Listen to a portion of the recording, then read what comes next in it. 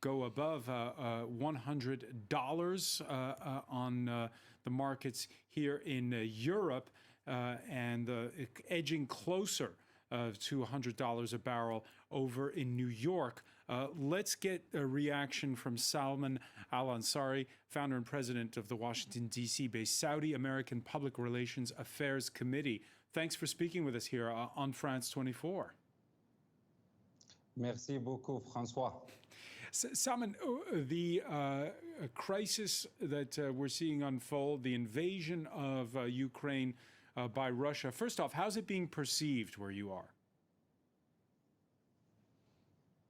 Yeah, thank you so much, and hi to all the viewers and to your honorable guests. I think it's definitely very concerning, with no doubt. The kingdom has always been asking for diplomacy, for resolving issues, for de-escalations, for any conflict. But since the topic is tricky and very sensitive, I need to have a disclaimer, which is very well known already, that I do not speak on behalf of the Kingdom of Saudi Arabia, but rather as an independent Saudi researcher. And I assure you that the kingdom is seriously concerned about this. People might think that oil producers around the world are kind of content with the rise of oil prices, but this is actually not accurate. Yes, it is important for all the oil producers to have fair kind of like prices for their commodities. But at the same time, this issue, to me, it kind of reminds me of the swamp that Saddam has put himself into when he invaded Kuwait. So I think, and I actually believe that President Putin has made a very bloody mistake by invading Ukraine. But at the same time, to be absolutely honest, because there is actually an Arab proverb by Umar ibn al-Khattab that says, stick to honesty even if it kills you. But in my humble opinion, and to be fully honest, both Russia and the West share some kind of a responsibility of the current escalation that is primarily caused by not taking Minsk agreements seriously and for the constant provocations from both sides. And also constant provocations from both sides. What we're now looking ahead to is we're waiting for remarks from the U.S. President Joe Biden. One of the measures he might announce is the release of a strategic reserve of oil and gas. The United States is a producer of crude.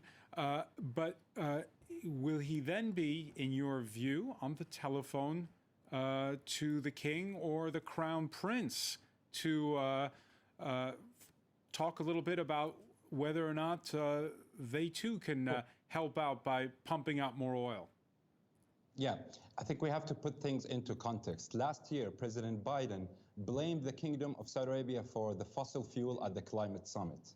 And subsequently, Francois, 1 week later, he asked Riyadh to increase its oil production to lower the prices of oil. And it was a way to throw the blame on Saudi so he can cover up his primary responsibility for all his missteps after he knocked down the U.S. shale oil industry. So are you saying that the Crown Prince won't pick up the phone? It's not about picking up the phone. The U.S. will always remain as the most strategic ally, not only partner, to the Kingdom of Saudi Arabia. But at the same time, the current administration has made a lot of mistakes against the custodian of the two holy mosques, the Kingdom of Saudi Arabia and the center of Islam, by calling it a pariah. So you call Saudi Arabia a pariah the moment you don't think you need it, and the moment you need Saudi Arabia, you call it a partner.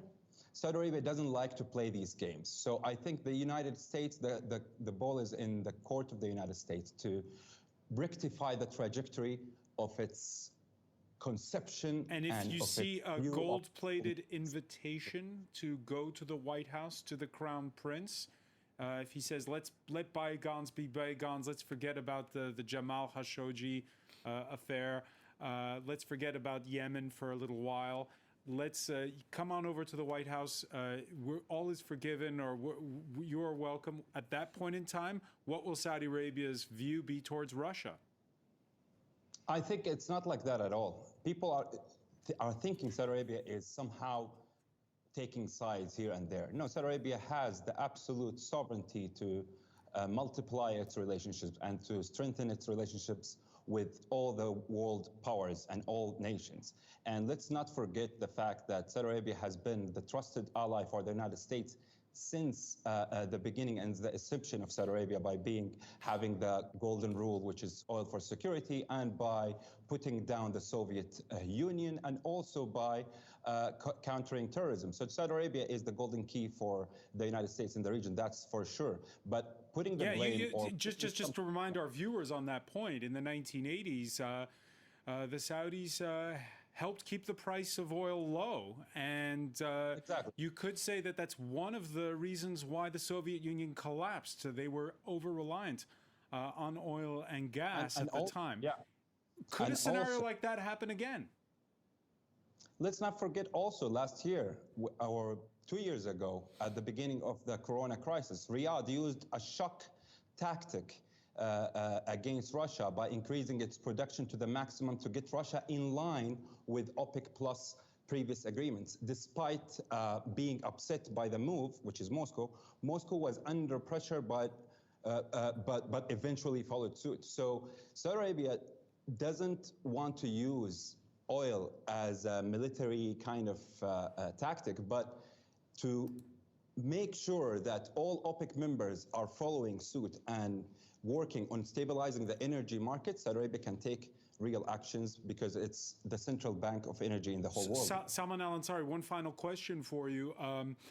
Of late, relations have been fairly good between Saudi Arabia and Russia. In fact, they call it what, OPEC plus, I think is the term that's used. Russia's been involved in talks with it's had a seat at the table at OPEC. At this point in time, which way would Saudi Arabia go? Does invading Ukraine signal a divorce or not? I think we should ask the question to the primary affected nations, such as the EU, for example. Will there be a divorce between Germany and Russia?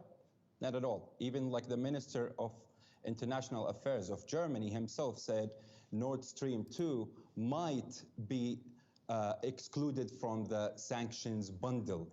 So I think the idea of divorce and marriage of convenience, and sometimes to be their friends and sometimes to go and turn against them, is not good in terms of strategic relationships. Yes,